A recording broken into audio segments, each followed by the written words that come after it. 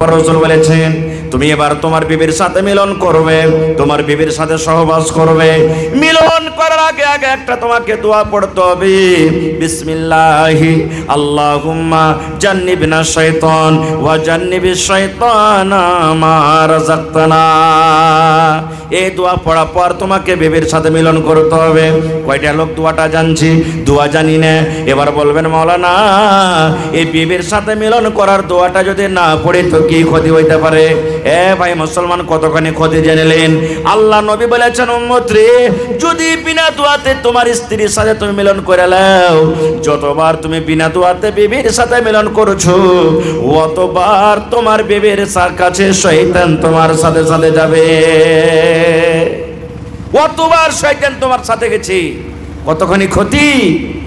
কোনদিন কি আমরা বাবা চিন্তা করেছি? হায় রে আল্লাহ, বাবা চিন্তা আমরা করি না।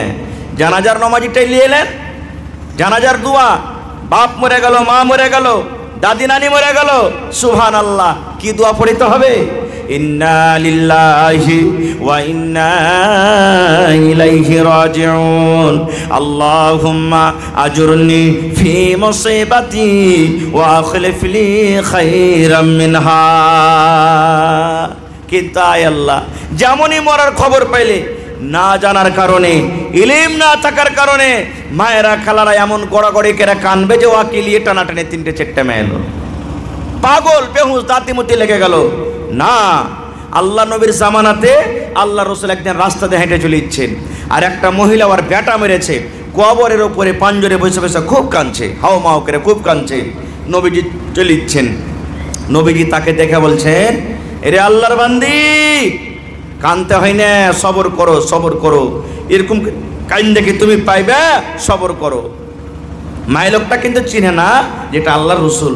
তখন উত্তর কি দিয়েছেন জানেন? হ্যাঁ হ্যাঁ, তুমি খুব সবর করো গা, তোমার কেউ মরলে তুমি জানতে পারতে, তোমার তো কেউ মরেনি, কিন্তু চিনে না ও যেটা নবী। নবীজি কিচ্ছু বললেন না, চলে গেলেন।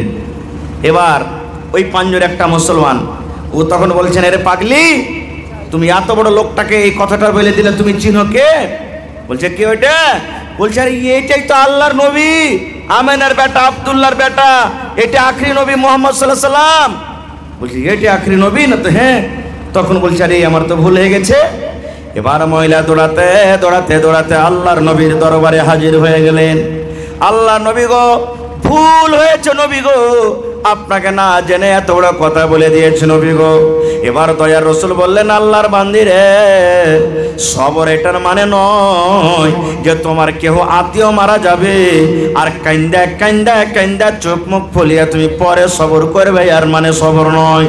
সবর তো ওকে বলা হয় যেমন তোমার কলেজাতে ধাক্কা লাগলো, যেমন তোমার বুকে ধাক্কা লাগলো, তোমার উপরে মুসিবত আইলো, তোমাকে বিনা কান্দাতে তোমাকে প্রথমবার সবর করতে হবে। তুমি যদি কান্দো তো কান্দো, কেমন কান্দো? চোখ দিয়ে শুধু পানি ঝরাও, চোখ দিয়ে শুধু পানি ঝরাও, মনে মনে তুমি কান্দো, কিন্তু চিৎকার করে হাও মাও করে তোমাকে কান্দতে হবে না। এরকম কান্দন করা নাও, হ্যাঁ, তোমাকে প্রথমবার সবর করতে হবে। যেমনই তোমার পরে মুসিবত এলো, মা মরে গেল, দাদা মরে গেল, নানি মরে গেল, আত্মীয় কেউ মরলো, তোমাকে সবর করতে হবে, দোয়া পড়তে হবে। ইয়ার মানে হলো সবর। আর কান্দা কান্দা কান্দা পরে যদি সবর করো, আর নাম সবর নয়। কত মা খালা এমন আছে, কান্দা কান্দা দুদিন তিন দিন হয়ে যাবে, পাঞ্জর থেকে তখন মায়ের লোক গালা কবে, চুপ না রে বাবু, চুপ চুপ, আর কি কান্দা পাবি? দেখলে যে আপ খাসতে গেছি কান্দা, তখন কবে হ্যাঁ বাবু আপ সবর করছি, আর কি এখন পাবো? এর মানে সবর লয়, ইয়ার মানে সবর লয়। কত মা খালা নানি বুঝছেন, দিন আছে ভিতরে, শরীয়ত আছে, হ্যাঁ, কানতে হয় না, দোয়া দুরুজ করতে হয়। সাইড থেকে তখন একটা দায় দাঁড়ালি মায়ের লোক আসবে, তখন কইবে ই মাগের দিলটা কত পাথর ডিল, ওর বাপ কি মা মরেছে তো মাগের চোখ দিয়ে একটুকু পানি ঝরে না, কত একবারে পাথর দিলওয়ালি মহিলা। এই দেখেন এরকম কথা বলবে। এ ভাই মুসলমান, আজকে আপনি কবরস্থানে যাবেন, কবরস্থানে চলে গেলেন আপনি, কবরস্থানে যাওয়ার পর সুবহানাল্লাহ, কি দোয়া পড়তে হবে? কি দোয়া পড়বেন আপনি? এই যে আমরা মুসলমান একটা দোয়া পড়ে রেখেছি, আসসালামু আলাইকুম, হ্যাঁ কি আছে জি, আসসালামু আলাইকুম ইয়াগফিরুল্লাহু লানা ওয়া লাকুম, এরকম ভাবে এই দোয়াটা আমরা পড়েছি। ওটা শহীদওয়ালা রে ভাই, ওটা শহীদওয়ালাই। যেটা জয়ীফ কমজোর দোয়া সেটা আমরা মুখস্থ করে রেখেছি, আর যেটা শহীদ দোয়া আমরা জানি না। আমরা রাস্তাতে হাঁটবো, মাটি দিতে যাব, আমরা দুনিয়াদারির গল্প করি। এই মাকে এখানটা কারবে, এত জবর মাকে লেগেছে, এই কোন যে খাদ দিয়েছে গরমা ধানে, আর শীষ তো খালি হন হন করছে, খালি লাগছে। এই দেখেন আল্লাহ নবীর জামাই হযরত উসমান রাদিয়াল্লাহু তাআলা আনহু, ওরে আল্লাহ এমন জামাই, দুনিয়াতে যাকে জান্নাতের সার্টিফিকেট দেওয়া হয়েছে, দুনিয়াতে খুশখবরি দেওয়া হয়েছে, উসমান তুমি জান্নাতে যাইবা। ওই উসমান রাদিয়াল্লাহু তাআলা আনহু যখন কোনো কবরকে দেখতেন, কোনো কবরের পাঞ্জরে যেতেন, ওরে আল্লাহ কবরকে দেখে কানতে কানতে কানতে কানতে চোখ দিয়ে পানি ঝরতো, এত পানি ঝরতো, পানি ঝরে ঝরে সমস্ত দাড়ি ভিজে মাটিতে পর্যন্ত পড়তো। এত কানতেন, চোখের পানিতে দাড়ি ভিজে টস টস করে জমিনে পড়তো। একজন সাহাবী বলছেন, উসমান একটা কথা বলবো। বলছে কি? বলছে তোমার সামনে আল্লাহ নবী জাহান্নামের বয়ান করেন, জাহান্নামের এরকম আযাব ওরকম আযাব আছে, কিন্তু জাহান্নামের কথা শুনে তুমি কান্দো না, কবরকে দেখে এত কাঁদছো, কারণটা কি? হযরত উসমান রাদিয়াল্লাহু তাআলা আনহু বললেন, এরে আমার ভাইরা, আল্লাহর নবী জাহান্নামের কথা বলেন, কিন্তু জাহান্নামের কথা শুনে আমি অত কান্দি না, যত কান্দন আমি কবরকে দেখে কান্দি। কেন কান্দি তাইলে শুনে লও। হযরত উসমান বলেন, মানুষের মরে যাওয়ার পর, মৃত্যুর পর সর্বপ্রথম জায়গা, সর্বপ্রথম স্টেশন, সর্বপ্রথম স্থান হবে মানুষের কবর।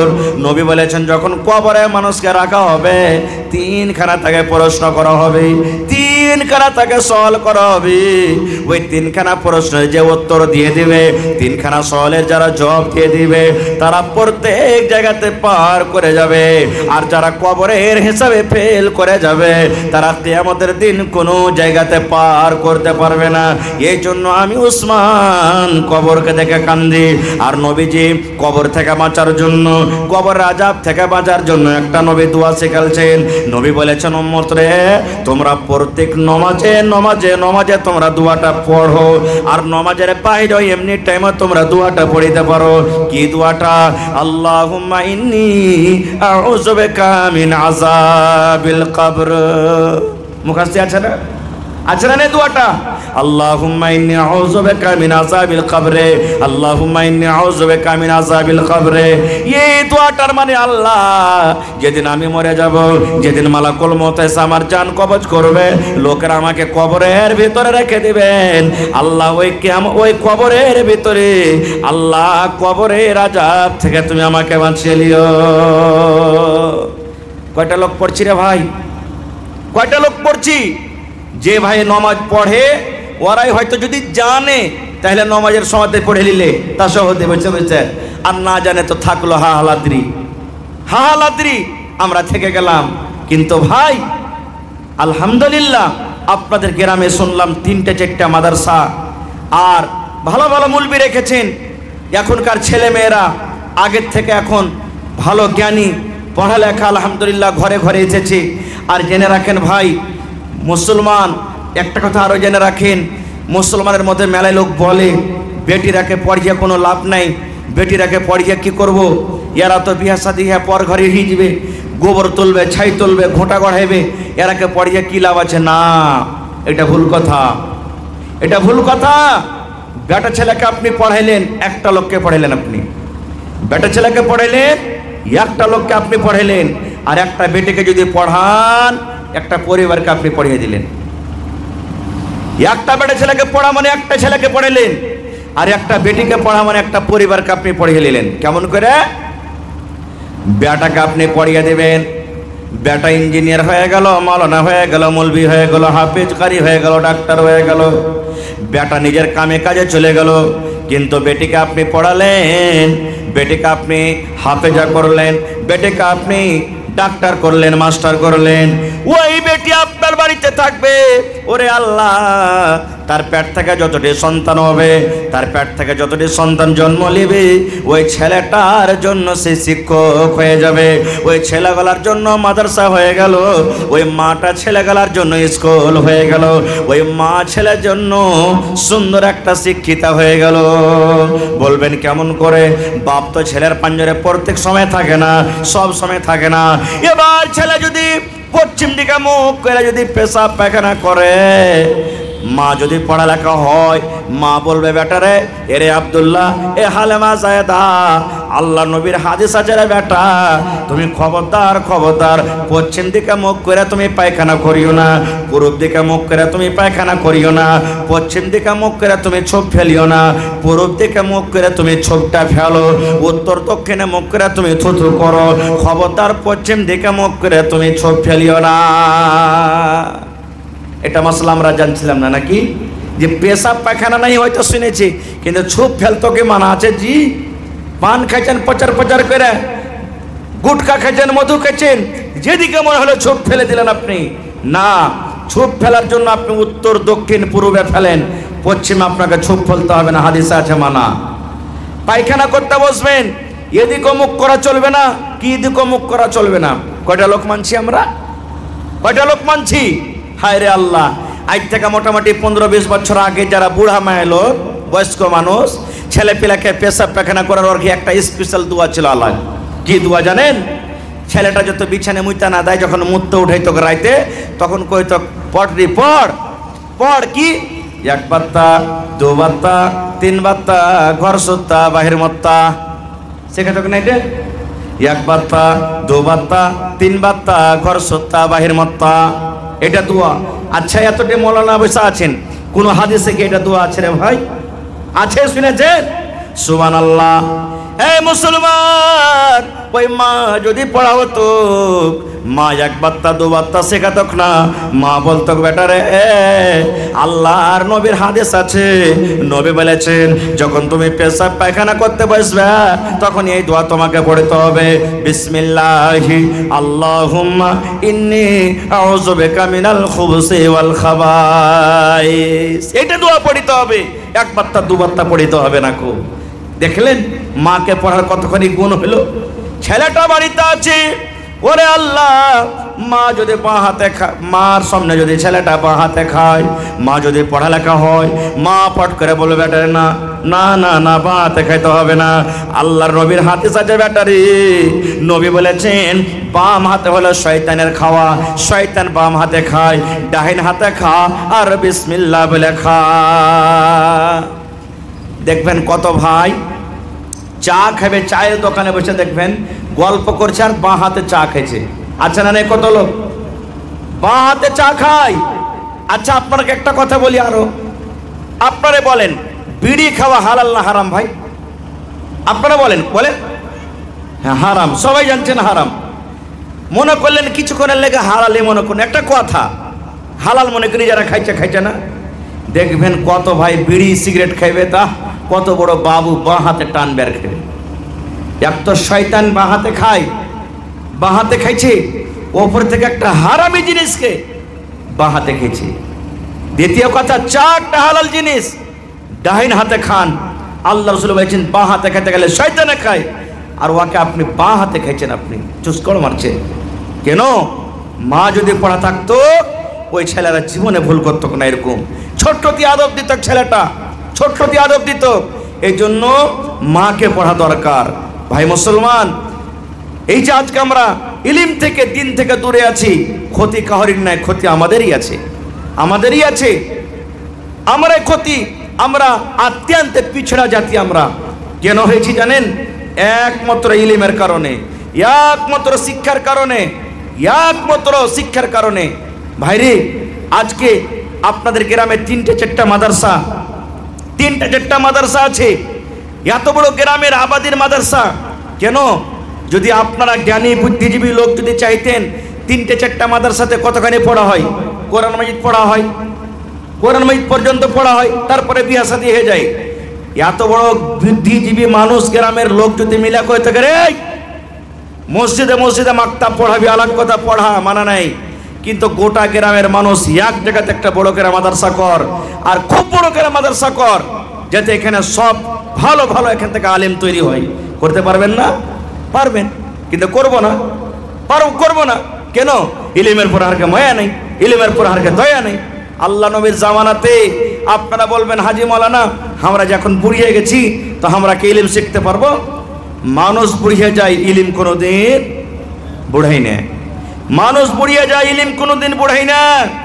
আল্লাহ নবীর জামানাতে আল্লাহর নবীর শ্বশুর উমর রাদিয়াল্লাহু তাআলা আনহু নবীর কাছে থেকে ইলিম শিখেছেন।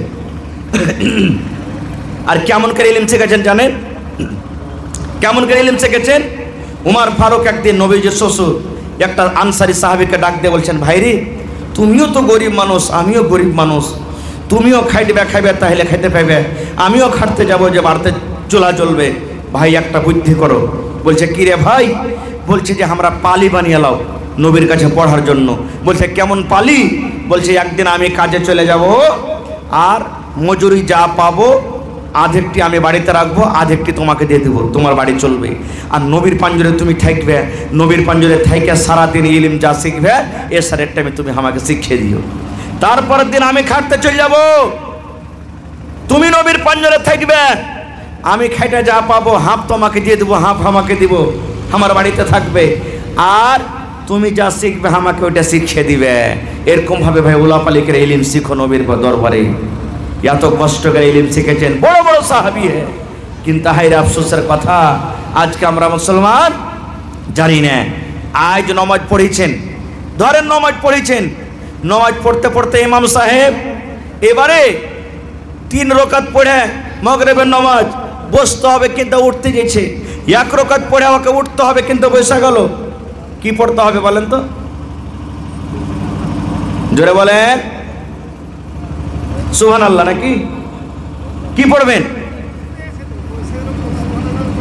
জি না, ভুল হইতে গেলে আল্লাহু আকবার কইতে হবে আপনাকে, ভুল হইতে গেলি ভাই। কিন্তু হায়রা মুসলমান কয়টা লোক আমরা জানছি, আর মায় লোক যদি ভুল করে তো কি পড়বে?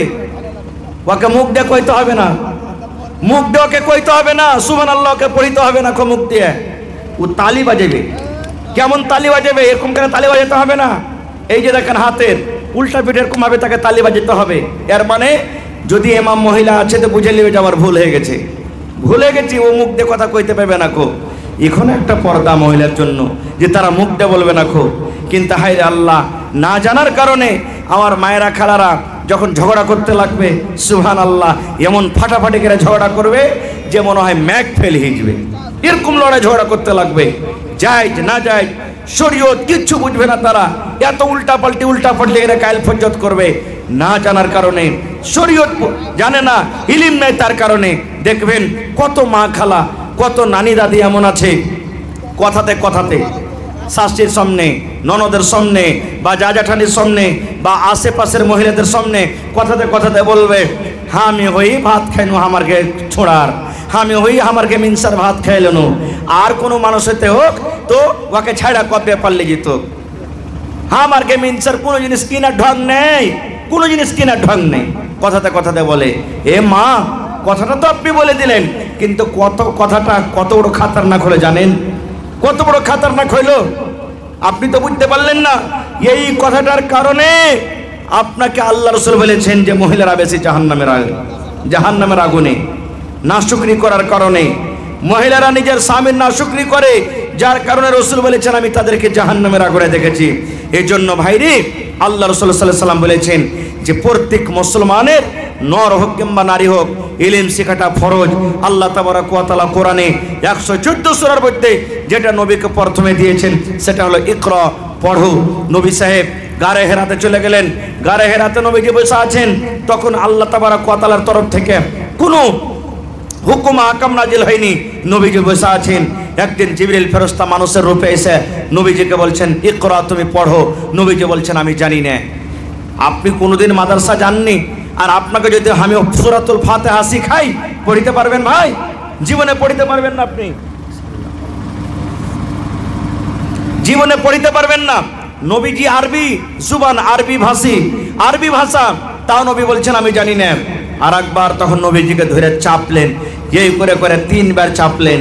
এবার নবীজি 3 বারকার বেলাতে তখন পড়িতে লাগলেন, ইকরা বিসমি রাব্বিকাল্লাযী খালাক, খালাকাল ইনসানা মিন আলাক, ইকরা রাব্বুকাল আকরাম আল্লাযী আল্লামা বিল কলম, আল্লামাল ইনসানা মা লাম ইয়ালাম। 5খানা আয়াত নিয়ে নবীজি বাড়ি চলে গেলেন।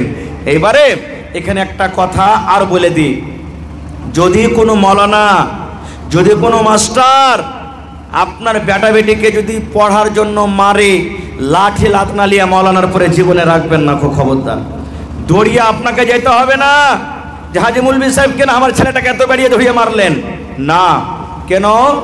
আমার নবীকে জিবরিল ফেরেশতা এত জোর করে চেপেছেন, একবার নয় 3 বার ধরে চেপেছেন। আর 3 বারকার বেলাতে এমন জোর করে চেপেছেন, নবীজি বলছেন যে আমার হাড় গহর মনে হয় একটাও আর সোজা নাই, সব ভেঙে ছাতু ছাতু হয়ে গেল, এত জোর করে চেপেছেন।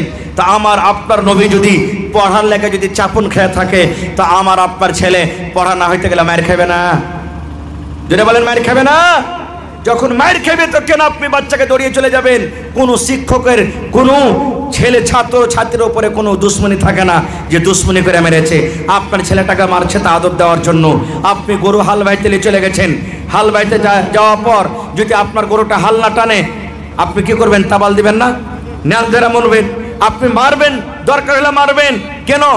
আপনার গরুটা আপনার কথা শোনেন, একটা জানোয়ার, সে শুনে না তা মারছেন। আপনার ছেলেটা জানোয়ার গেছে মাদ্রাসাতে, ওই ছেলেটাকে মানুষ করবে, ওই মানুষ করতে গিয়ে যদি 2 থাপ্পড় 2 চড় 2 লাঠি মারতে হয়, আপনি কেন তারপরে ডাঁটবেন? এই জন্য প্রত্যেক গার্জিয়ান এই জিনিসটা জানেলেন, আপনার ছেলেকে যদি মারে তো এটা আপনার পরে ছেলের পরে দয়া করা হলো, রহম করা হলো, এটা রহম করা হলো। এই জন্য ভাই আপনারা এই জিনিসগুলা ধ্যানে রাখবেন ভাই মুসলমান। তবে এই মাদ্রাসাকে চালাতে হবে। মাদ্রাসা চলছে আপনাদের চান্দাতে, আপনাদের টাকাতে। এখানে সরকারি কোনো সহযোগিতা, সরকারি কোনো মদত আসছে নাকি? আসছে? আসে না, আসে না। আল্লাহর নবী যখন মদিনে চলে গেলেন, মসজিদ কায়েম হলো। মসজিদে এখন যেরকম আপনাকে মসজিদে পড়া হয়, মাদ্রাসার ব্যবস্থা নেই এখানে নাকি? মসজিদে পড়াইছেন। আল্লাহর রসুল যখন মক্কা থেকে হিজরত করে মদিনে চলে গেলেন, মসজিদে নববী কায়েম হলো, মাদ্রাসার জায়গা নেই, কিন্তু পড়িতে হবে। কোনটা পড়বে? মসজিদের বারান্দাতে নবীজি সর্বপ্রথম মাদ্রাসা কায়েম করলেন। আল্লাহর রসুল মদিনাতে মসজিদে নববীর বারান্দাতে মাদ্রাসা কায়েম করলেন। আর বড় বড় ছাত্ররা, হযরত আবু হুরায়রা রাদিয়াল্লাহু তাআলা আনহুর মতন ছাত্র এসে ইলম শিখতে লাগলেন। আস্তে আস্তে আস্তে আস্তে টাকা হলো, পয়সা হলো, আস্তে আস্তে জায়গা কিনা হলো। আজকে সেই জায়গাটা দেখেন ওই মসজিদের বারান্দা থেকে শুরু হয়েছে, আর আজকে তার নাম মাদিনা ইউনিভার্সিটি হয়েছে, যেখান থেকে পড়ে বড় বড় মাদানী হয়ে আসছে লোকেরা। আমি শুনলাম যে আলহামদুলিল্লাহ আপনাদের গ্রামের লোক আপনারা মিলে মাদ্রাসার জন্য একটা জমিন কিনেছেন। সেই জমিনের কিছু কাজ কাম বাকি আছে, হয়তো জমিন রেজিস্ট্রি করতে হবে, জমিনে মাটি ভরতে হবে। ভাইরে, এটা খুব বড় কুরবানি রে ভাই। আপনি মইরে কবরে চলে যাবেন, মাদ্রাসা খানটা যদি কায়েম করে থুয়ে যান, আপনি মইরে কবরে চলে যাবেন, কিয়ামত তক আপনার কবরে নেকে যেতে থাকবে। এটা সাদকায়ে জারিয়া। সাদকায়ে জারিয়া মানে কি? আপনার নেকি জারি হয়ে গেল। মরে গেলেন, কবরে চলে গেলেন, আপনার নেকি জারি হয়ে গেল, যেটা জীবনে কোনোদিন বন্ধ হবে না। মাদ্রাসা যদি পরে বন হয়েও যায়, আপনার নেকি কিন্তু কবরে যাওয়া বন হবে না, এটা জেনেলেন। এটা হলো সাদকায়ে জারিয়া। এত বড় নেকির কাম করছেন, আর একটা সুন্নাতের উপর আপনি আমল করছেন। সুন্নাতের উপর একটা আমল করছেন যে আমরা জীবনে কি করেছি না করেছি, হয়তো আমাদের মা বাবার অতখানি শক্তি হয়নি, আমাদের জন্য মাদ্রাসার ব্যবস্থা করেনি, কিন্তু আমরা আমাদের ছেলে মেয়ের জন্য, পোতা পুতনের জন্য মাদ্রাসা করে যাব, জমিন করে যাব, ঘর বানিয়ে যাব। এই জন্য আপনারা জালসা কায়েম করেছেন ভাই। এটা খুব বড় কুরবানি, এটা খুব বড় আপনাদের সাদকায়ে জারিয়া।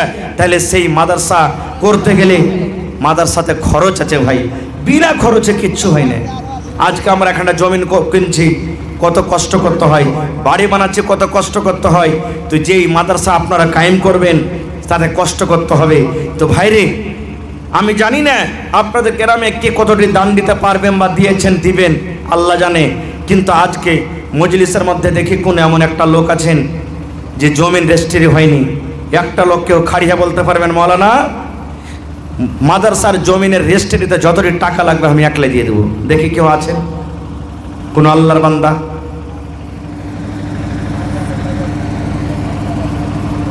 দেখি মেলায় জীবনে জালসা গেছি ভাই, কেউ জমিন দান করে দিয়েছে, কেউ আর কিছু দান করে দিয়েছে, কেউ ছাগল দান করেছে।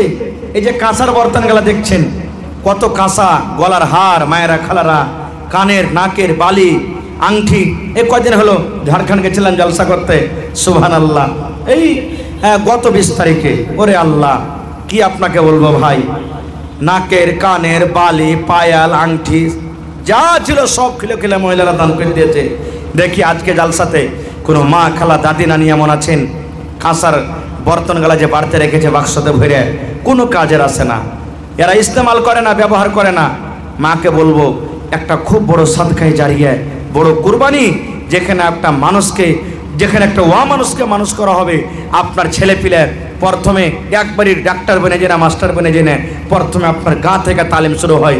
আপনার গায়ে আলিফ বা তা সা ABC ক খ গ পড়বি, তারপরে তখন বাইরে যায় বড় মানুষ হয়, বাইরে যা কামিয়াব হবে।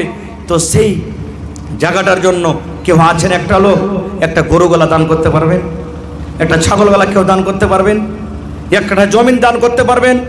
মাদ্রাসার আশেপাশে জমিন যেখানে আপনারা করেছেন থাকলে সাটিয়ে দেবে, না থাকলে কোনো মাঠে ঘাটে কোনো জায়গাতে আছে, মৌলানা 1 ডিসমিল 1 কাঠা জমিন আমি বিক্রি করে যা টাকা হবে আমি দিয়ে দেবো মাদ্রাসাতে। কেউ আছেন আল্লাহর বান্দা রেজিস্ট্রি করতে? কেউ যদি থাকেন ওরকম আল্লাহর বান্দা, একাই যা টাকা হবে আমি দিয়ে দেবো। মাটি ভরতে হবে, মোটামুটি কয় গাড়ি মাটি লাগবে? 100 টেলার, মোটামুটি 100 টেলারই মনে করেন। আজকে যতটি লোক বসে আছেন, এক গাড়ি মাটি ভরতে কম করে 500 টাকা, নাকি 500 টাকা নিচে মাটি পাওয়া যায় না? দেখি 100টা যুবক, 100টা নওজওয়ান খাড়িয়ে জানতো মৌলানা 1 গাড়ি করে মাটি ভরার দাম আমি দিব। কেউ 2 গাড়ি দিব, কেউ 3 গাড়ি দিব, কেউ 5 গাড়ি দিব, কেউ 10 গাড়ি দিব। দেখি কোন আল্লাহর বান্দা আছেন? প্রথমে বিসমিল্লাহ করেন তো মৌলানা।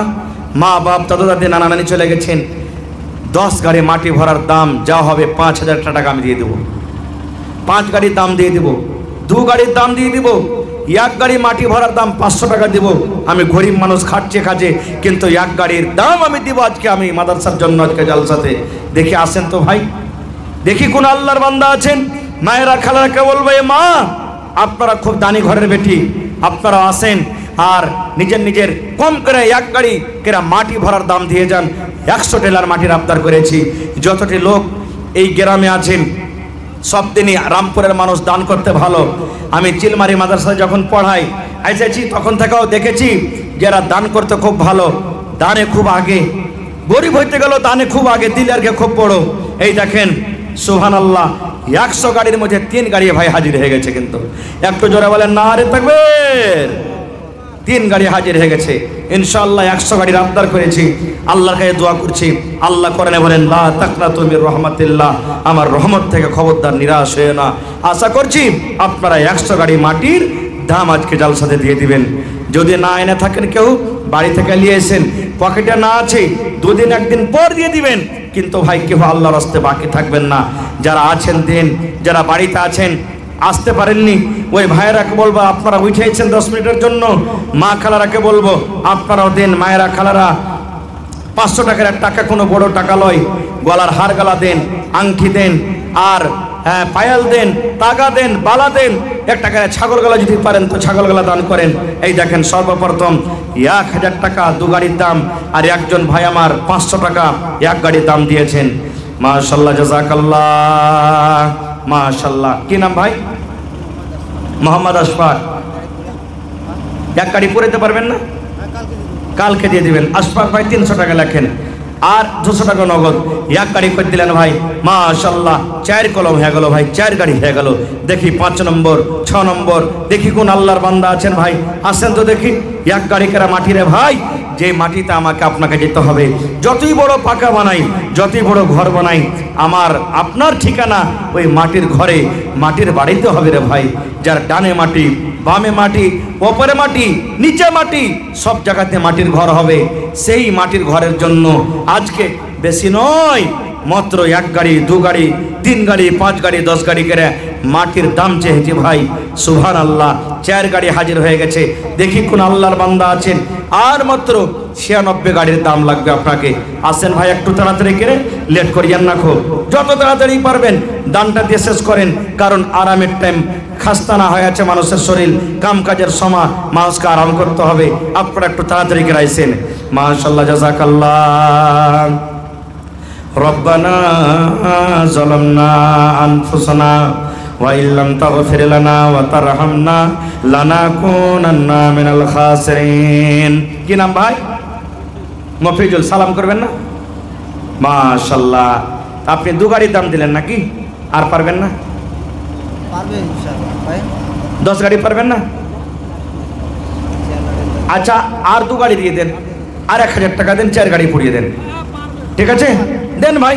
আপনারা না দিবেন তো কে দিবেন? দেন। নারে তাকবীর। মাশাআল্লাহ, আমার ভাই 4 গাড়ি দিয়ে দিবেন। মাশাআল্লাহ। কতটি করলেন? আর 500। 3 গাড়ি দাম দিলেন নাকি? আচ্ছা ঠিক আছে, মাশাআল্লাহ, জাযাকাল্লাহ। আল্লাহ আমার ভাই 3 গাড়ির দাম 1500 টাকা দিয়ে দিলেন। আল্লাহ তার দান তুমি কবুল করে নাও। আল্লাহ মনের আশাকে পুরা করো। রোজ রোজগারি আল্লাহ বরকত দাও, কামাই ধামাইতে আল্লাহ বরকত দাও। দুনিয়ার ভেজাল, দুনিয়ার ফিতনা থেকে আল্লাহ বাঁচিয়ে রাখো। যতদিন দুনিয়াতে বাঁচাবে ইমানের হালাতে রাখো, নেককার করে রাখো, দিনদার করে রাখো। আল্লাহ আত্মীয় স্বজন যারা কবরে চলে গেছেন, তারকে কবরে জান্নাতের বিছানা দিয়ে দাও। আল্লাহ তারকে কবরকে নূর দিয়ে মনোমর করে দাও। আল্লাহ তার খাটাতে বরকত দাও, রোজিতে বরকত দাও। আমিন। কি নাম ভাই? নাজমুল। তুমি দিলে? আইসো, সালাম করো। মাশাআল্লাহ। আর 1 গাড়ি হবে না ভাই? 2 গাড়ি করো, নওজওয়ান মানুষ। জীবনে কি আছে ভাই? এটাই জমা থাকবে ভাই রে, এটাই জমা থাকবে। হা, দেখেন, বাপ কা বেটা सरस का घोड़ा कुछ नहीं तो थोड़ा थोड़ा। আর 1 গাড়ি মাত্র, আর 1 ঘন্টা হয়ে যাবে ইনশাআল্লাহ নাকি? নারে তাকবীর। লেখেন, দিয়ে দিবে। দেখেন, কি নামটা বললেন? নাজমুল হক। 2 গাড়ির দাম দিয়ে দিলেন। মাশাআল্লাহ। তো ভাই 7 আর 2 9 গাড়ি হয়ে গেল ভাই। মাশাআল্লাহ, জাযাকাল্লাহ। আল্লাহ নাজমুল হক সাহেব 2 গাড়ি আল্লাহ মাটির দাম দিলেন। আব্বা কবরে চলে গেছেন। হায়রে আব্বা জান মাটির ঘরে শুতে আছেন। আল্লাহ দুনিয়ার খবর পাওয়া যায়, কিন্তু কবরের খবর পাওয়া যায় না। আল্লাহ আব্বার কবরে তুমি জান্নাতের বিছানা দিয়ে দাও। মাশাআল্লাহ। এই দেখেন 1000 দিলেন। কি নাম? মাশাআল্লাহ। সালাম করেন। জি। তো মা কই লাগাননি নাকি? আপনাকে গায়ে মা কই লাগাই না কেউ? জি। তো আপনার নাম কি? মোহাম্মদ আলাউদ্দিন। মাশাআল্লাহ। তো আচ্ছা, মন্ডল জি নাকি? তো 1000 দিলেন, আর 1000। তো 10 গাড়ির দাম দেন না কমসে কম আপনি। স্থিতি খারাপ, পরে দিয়ে দিবেন। আচ্ছা, আর 1000 দিয়ে দেন, 3000 করে দেন কমসে কম। ঠিক আছে, নারে তাকবীর। মাশাআল্লাহ। 6 গাড়ির দাম দিয়ে দিলেন আমার মন্ডল জি আলাউদ্দিন সাহেব। মাশাআল্লাহ। 1000 নগদ, 2000 টাকা পরে দিয়ে দেবেন। আল্লাহ 3000 নয়, 3 লক্ষ টাকা মনে করে তুমি কবুল করে নাও। মনের আশাকে আল্লাহ পুরা করে দাও। রোজি রোজগারে আল্লাহ বরকত দাও, কামে দামাইতে আল্লাহ বরকত দাও। আয় আল্লাহ মুসিবত বালাকে দূর করে দাও। হাতে টাকাতে পয়সাতে আল্লাহ বরকত দাও রব্বুল আলামিন। আত্মীয় স্বজন যারা কবরে চলে গেছেন, তারকে কবরে জান্নাতের বিছানা দিয়ে দাও। রব্বানা তাকাব্বাল মিন্না ইন্নাকা আনতাস সামিউল আলিম। আমিন। মা খালারা কি ব্যাপার? সব শুইতে গেছে নাকি? ওর দান আসে না এখানে একটাও? হায় আল্লাহ, মা খালারা তো দানে খুব আগে থাকে। মায়েরা খালারা আপনারা দান দেন। এই কাঁসার থালি, কাঁসার বদনা কিন্তু এসেছে, গিলাস এসেছে কয়েকটা, আইছেন আপনারা দিয়ে পড়েন তাড়াতাড়ি করে দান গেলা। আইছেন ভাই, লেট করিয়েন না, আপনারা তাড়াতাড়ি করে আসে দিয়ে দেন দানটাকে। আসেন, এটাই জমা থাকবে ভাই। প্রত্যেক দিন আমরা মুসলমান 100 250 করে চায়ে নাস্তাতে পান পুড়িয়ে এদিক ওদিক আমরা শেষ করে দিই, যার কোনো হিসাব থাকে না। ভাইরে, এটাই হলো আসল, এটাই হলো কিয়ামতের দিন পাবেন। দুনিয়াতে আল্লাহ বদলা দিবে। আল্লাহ তাআলা কোরআনে বলেন, আমার রাহে যে 1 টাকা দান করে, আমি আল্লাহ তাআলা তার দানটাকে বাড়াইতে থাকি। বাড়াইতে বাড়াইতে বাড়াইতে 1 টাকার বদলাতে 700 কিংবা তার থেকেও আমি বেশি টাকা দান করি। সুবহানাল্লাহ। ছোট ছেলে আরো একটা মারা গেছে। আল্লাহ রে, মা জননী তার জন্য 100 টাকা দান করলেন, আল্লাহ ছেলের জন্য 1000 টাকা মনে করে আল্লাহ কবুল করে নাও। আল্লাহ ছেলের কবরে জান্নাতের বিছানা দিয়ে দাও। আল্লাহ যেদিন কিয়ামত কায়েম হবে